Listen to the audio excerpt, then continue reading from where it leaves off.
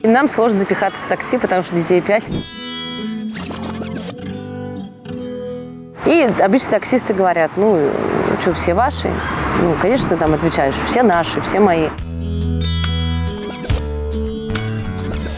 Самый смешной братишка Игорь, а самый строгий старший брат Чинга. Я в футбол играю, вешу на турнике. Серега там у нас средний занимается паркуром. А старший любит что-то там гулять, какие-то новые районы осваивать. Нас объединяет подростковый авантюризм, я бы сказала, потому что мы вот, наверное, начиная от меня, да, и заканчивая самым младшим Игорем, мы все очень любим что-нибудь такое, во-первых, натворить, мы любим какой-нибудь экстрим разный. Я летал на дельтаплане.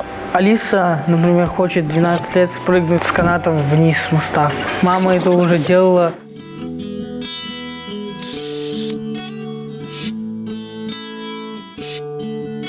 Мне все говорят, что я похож на Один дома. Я мечтаю стать драконом. Нет, Человек-пауком. Он нитку вот так делает и туда. Его никто не может поймать. Как я смеюсь, мы живем по Макаренко.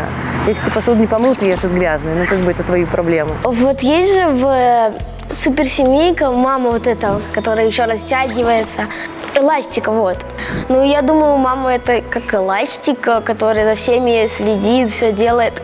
Мама добрая. Например, мама задержалась на работе, и там надо посмотреть за пацанами, я могу это сделать. Мы с Чингой в комнате бесимся.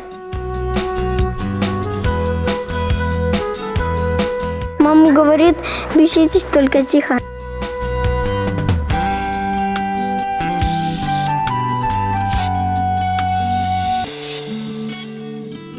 Я воспитываю таких парней, которых мне хотелось бы как женщине видеть рядом с собой. Для меня всегда у меня есть образ, что вот они 4 выросли, вот они красивые, взрослые, сильные, вот ими гордятся их жены. Мама мечтает, чтобы у нее много детей было. Это уже сбылось. Когда еще пацанов не было, мы решились их взять. Чинга ходит и говорит, я заказывал ляльку, получил 3 здоровых оболтуса. В принципе, тоже ничего, но ляльку бы тоже хотелось сейчас. У нас 2-этажный дом будет, и большая собака, и еще дом на дереве будет. Гости там будут у нас. Я мечтаю в шоколадном доме. Шоколадные тарелки, все шоколадное. У нас есть мечта у всей семьи поехать к пирамидам в Египте. Мы туда зайдем и будем смотреть мумии.